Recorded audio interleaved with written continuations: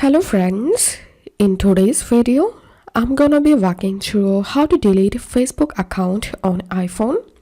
First of all, open your Facebook app, tap on your profile icon at the bottom right corner, scroll down and tap on Settings and Privacy. Tap on Privacy Shortcuts, scroll down, and here you'll find Delete Your Account and Information options. All you have to need, just tap on that. And you can deactivate your account. To delete your account, select Delete Account, tap on Continue to Account Deletion.